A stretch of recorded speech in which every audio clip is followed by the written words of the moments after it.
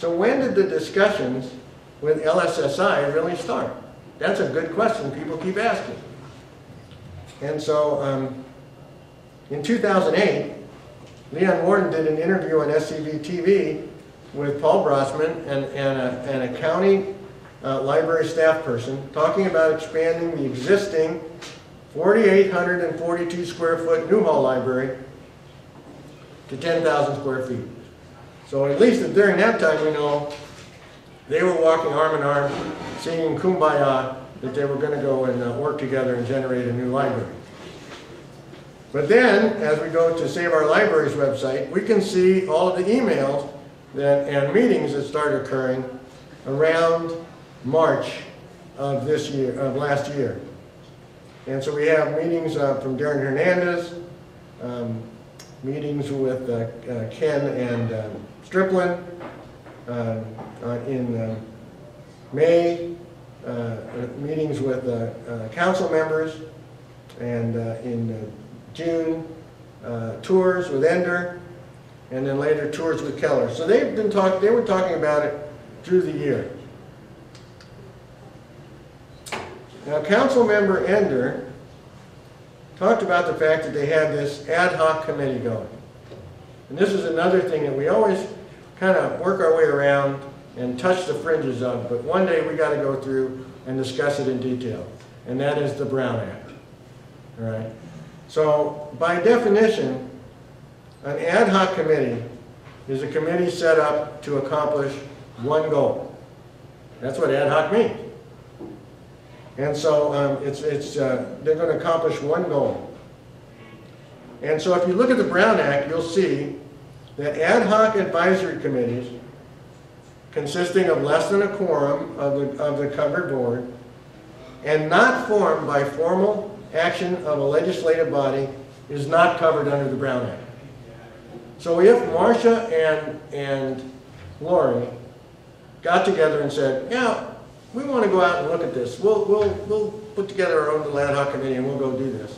That's not a Brown Act violation. They are allowed to do that. And they don't fall under the Brown Act. So they don't have to notice it. They don't have to generate any minutes. They don't have to tell anybody when they're meeting. They can just do whatever they want. If it all of a sudden becomes a standing committee and the legislative body now says, hey, go off and go do something and report back to us, like all the committees that are discussed once a year when they talk about who's on what committee at the council meeting, those are all standing committees formed by the council. Those are standing committees and absolutely fall under the Brown Act. So that's the reason why you will have no information about these meetings.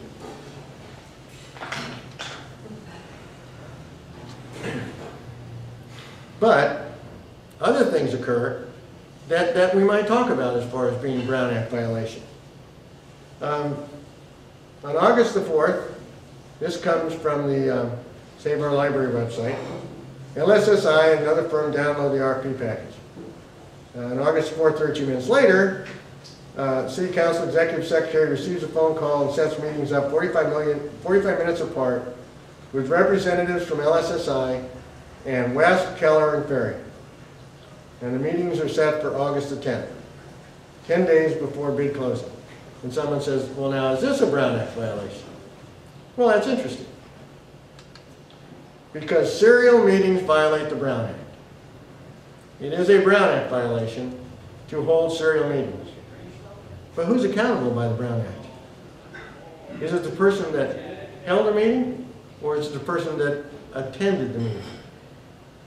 Because the Brown Act puts restrictions on elected officials. So one of the reasons why it's extremely difficult to prosecute or to make accusation about Brown Act violations is the question would come up, did Lorraine, Bob, and Frank know that that person was going from one council member to another council member to another council member trying to convince them of the same thing?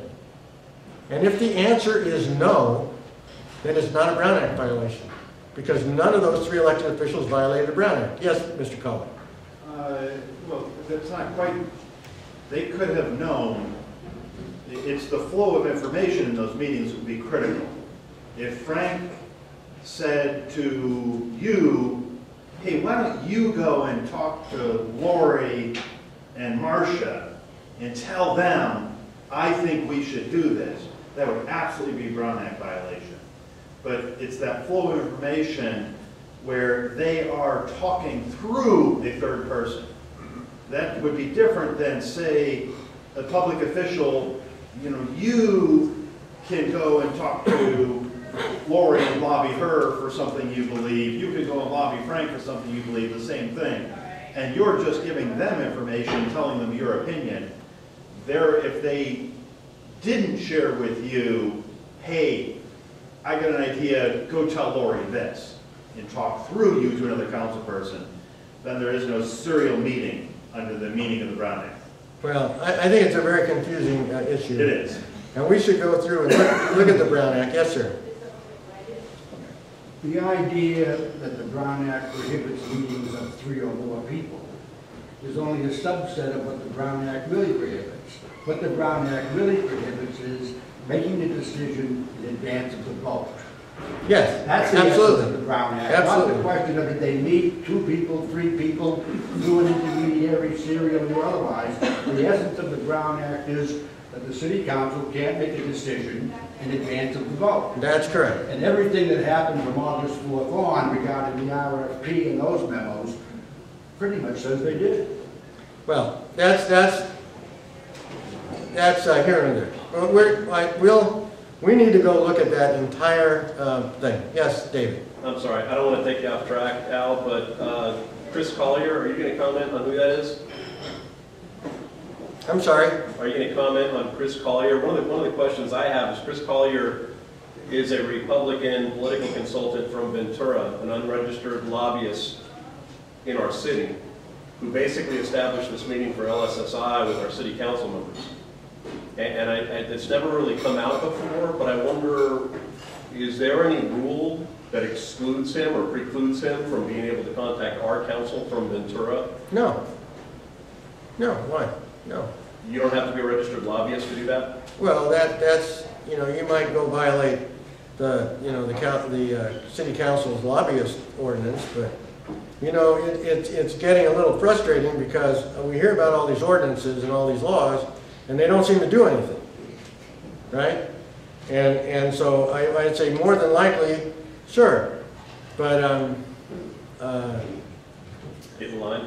yeah, Mike, we know very well that there is a section of the Brown Act that talks about serial meetings, and we'll at one point in time go through that and talk about what it means. But even if you catch them dead to rights, you got them nailed down, there's absolutely no question about it. They've said the wrong thing in front of a camera. They've done everything wrong. Then you send it to the FPPC, and the FPPC to send them a letter that says, don't do it again. And we've watched that happen with a bunch of our elected officials, right? And as far as the county, the district attorney, it becomes politicized, and it brings partisan politics into our city when it doesn't belong there, because one guy will not go take any action because the person he's taking it against is part of a political party that he supports. And that's just wrong. So this is a very frustrating part of this whole discussion. But let's look at now that we're back on track, let's look at the RFP. So here's the RFP. We got a request for proposal. I get this out of the paper, and it says I'm going to go put it out for a bid on 2 days, August the 8th and August the 11th. And I want an answer back on August the 16th.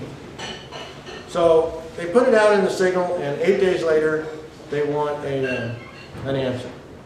For some reason, I just can't believe that all of the national corporations in the United States are looking at the Signal every day, trying to see if Santa Clarita wants something done. It's got to be, and of course, they don't print it in more than a very small piece.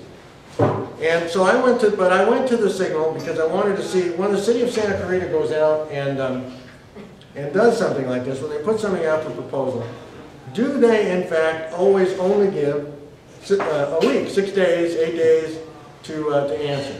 And so I went out to last Sunday's Signal.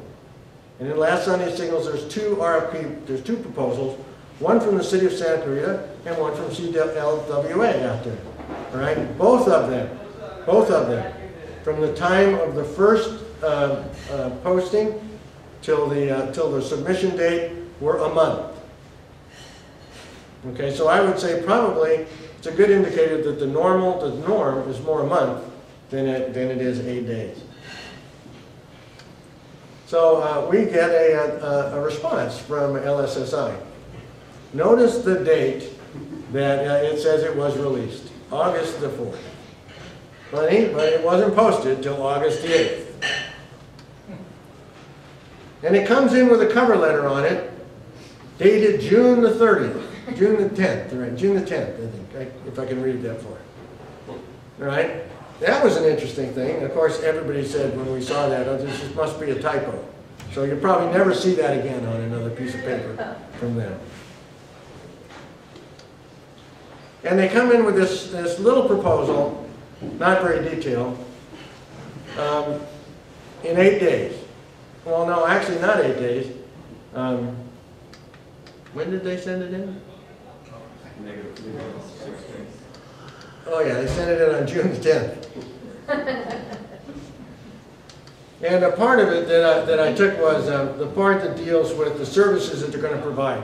One reason why I just kind of looked through this a little bit was because I keep hearing about this golden proposal, golden contract, all the wonderful things they're going to do for us. And I went in the proposal response, and I wanted to look at the contract. I wanted to see all the golden things that were going to happen. And there's a lot of stuff that they say they want to do, and they talk about what they're going to do after contract award. And they're going to introduce themselves. They're going to hold introductory meetings. They're going to staff the system. They're going to schedule orientations, and they're going to perform this assessment of what our services are. Now, if you go farther into this, it talks about that after they get the contract, they're going to further refine the transition plan. And I find that interesting because if I was a person that was having my house built, and I wanted a proposal from somebody, and I said, what can you do for me?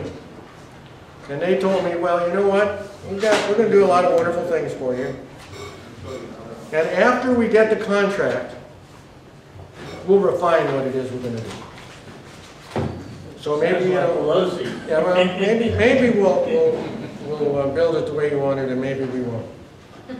So we'll incorporate the relevant topics from the proposal. And we'll incorporate any agreements reached during contract negotiation. Now, from my standpoint, you incorporate things in contract negotiations in the contract. Right? You don't sit there and then say, I'm going to wait until I get it and then tell you what I'm going to go do. After the contract starts, they'll begin to staff it, and they'll assess progress according to established milestones. So I looked through the proposal and I looked through the contract for the milestones, and there weren't any. So I don't know where they were going to establish them, but it doesn't look like something that's a golden contract to me, or at least not the way I would do business. You know, maybe that you could, maybe what we should do is build the city's next building. Then once we get the contract, we can tell them how many rooms there would be in it. Anyway, it does say that the research suggested that the most important predictors of library customer satisfaction are the availability of items wanted and the helpfulness of library staff. And that they intend to build a collection in response to the needs of the community. So here again, this is the same thing that we've heard our elected officials say. By the way, if you can't read this up here, I'm going to cut this presentation out and I'll email it to everybody with the meeting minutes.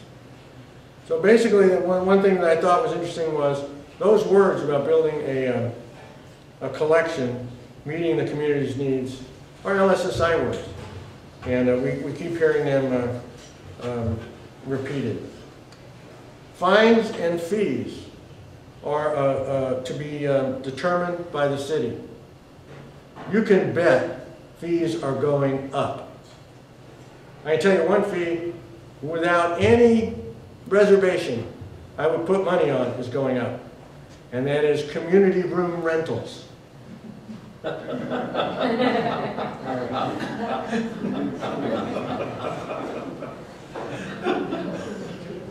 county library system charges $0 for community room rentals. They will be going after grants and additional fees, mitigation fees. So traditional sources of library revenue such as taxes and bonds may not meet the current future needs, so they're going to aggressively pursue alternate revenue sources, including grants, foundation funds, research funds, and property mitigation fees. And I don't know what that means, that they may be installing other money-making things in their facility. They intend to maintain free public internet access.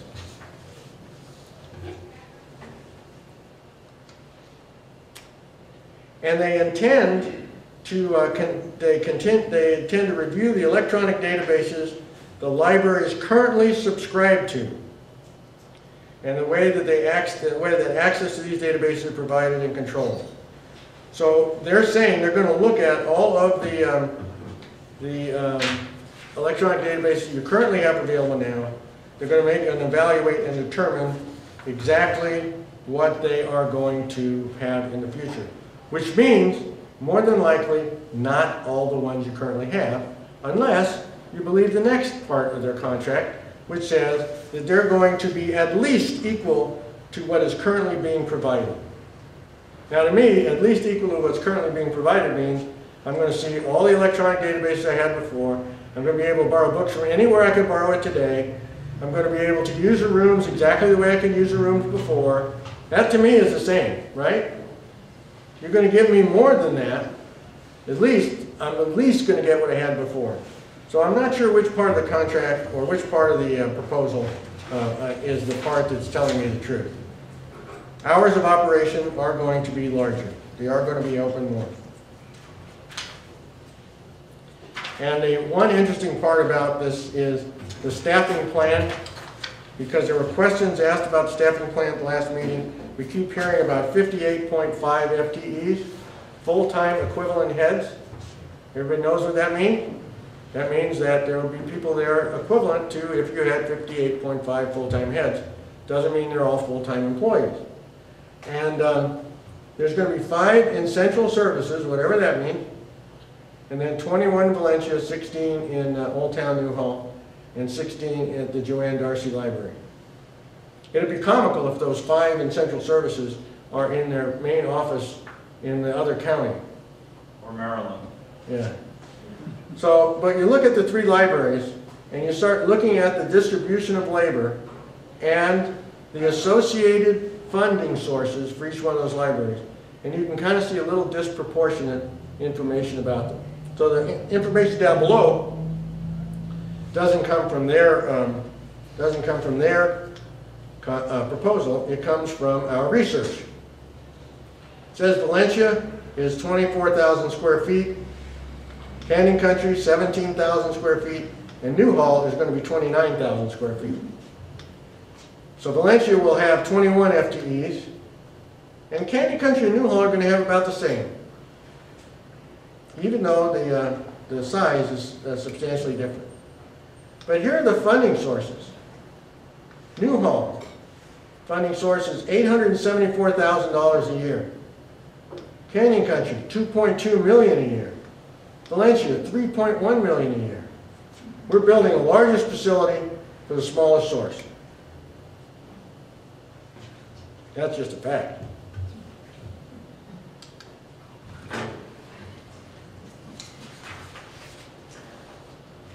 But LSSI is doing great to its employees. It's going to, I want you to keep this in mind, because we're going to talk about it when we talk about costs.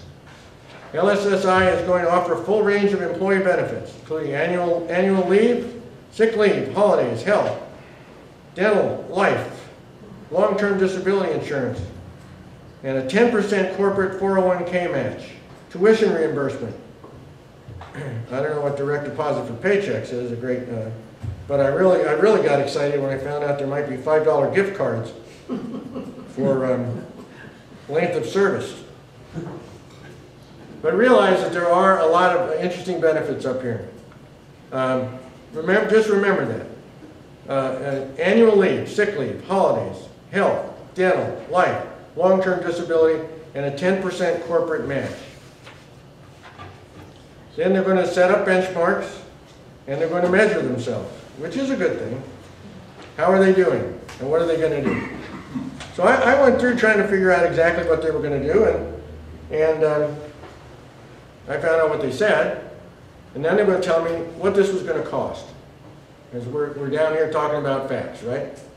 Well, here again, whoops, there again, same RFP. Oh my gosh, another typo. The cover letter is signed on June the 10th, or titled on June the 10th. And I went in and I started looking at the fees, money.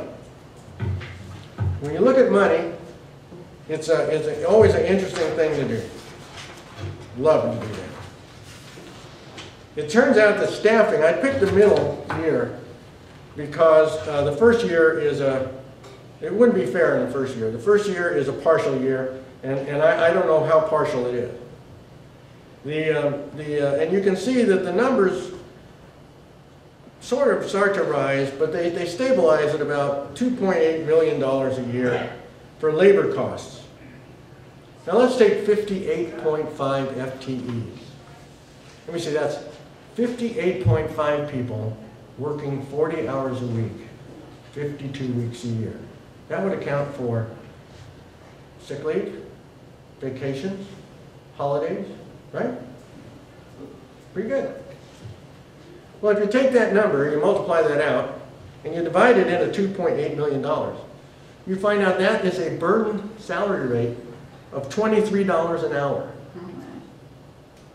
Now, that's not what they get in their check, because out of that $23 an hour has got to come, what was it now? Health, dental, 10% match on their 401k?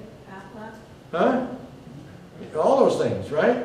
So, we're not talking about average salaries here that are large. The average salary is going to be low.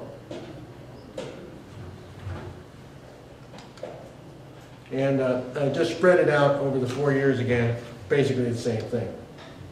So that was their contract, signed by the city of Santa Clarita on the 18th day of October, and on they went. So in summary, this is kind of what my story kind of ends with. Currently, from leaving the county library system, the city was going to lose revenue from the special library tax, the 1997 ballot. They're going to lose library facility mitigation fees and general taxes levied from the unincorporated areas. So if we go back into the red, we're on our own. Okay? And even though we're going to lose that amount of money, there is sufficient money to pay for LSSI yearly contract, because we will get about $4.8 million a year, and we only need $4 million a year to pay LSSI. And there is enough to pay startup costs, providing it's legal by law. And then a new special city library district fee is not needed to support their current plan. They do not need any more money.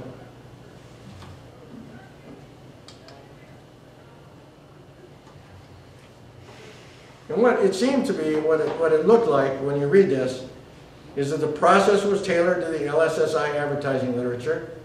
All of the requests and what we got back kind of looks like what we saw in the first place. And the LSSI contract contains few specifics on services or fees. It doesn't really lay it out in great detail. It pretty much says they're going to determine what they're going to do, and then they're going to do it. As we discussed before, and this was my opinion even before the discussion, is the Brown Act provides little protection to us folks from backroom deals. Violations are very hard to substantiate. The FPPC and the county DA are too politically motivated and do not enforce the law. Just that simple. And you know what? That's coming back to haunt us all around the country at all different levels of government. And it's a shame. Shouldn't happen. So my conclusion is, and LSSI library services will be staffed mostly by entry-level part-time employees. That's the only way you're going to do it for $23 an hour. We're not going to hire a whole bunch of full-time, really well-educated people and expect them to work getting, you know, $11 or $12 an hour in their paycheck. It will not contain all of the currently provided services. It's going to contain something else, something we're not sure of yet, and we'll find out later. And I think it's absolutely a fact. Fees will go up. So, this is what we have to watch out for. Because in all those things being said, this is another fact and truism. The new Newhall Library is currently funded with $19 million worth of redevelopment bonds. Don't believe me? Go out to the city website, get on the site, look at the budget, and you'll see that's what it's funded with. But those bonds are not directly associated with library construction. Newhall Redevelopment Agency borrowed $30 million. And when they borrowed that $30 million, they, in essence, said, I'm going to use $20 million for those, to build that library. If there's a passage of a new special library tax, that tax could be used to fund the Newhall Library construction. And if so, then the existing redevelopment agency bonds would then be diverted to some other Newhall redevelopment effort. So if we start to see discussions about a new library tax, let's start making noise loud and clear. What are you going to use the money for? Okay, it's not just the fact that, oh yeah, people were willing to pay it before, so they should be willing to pay it now. That's not the way you establish taxes. You establish taxes because you have a legitimate reason to use the money.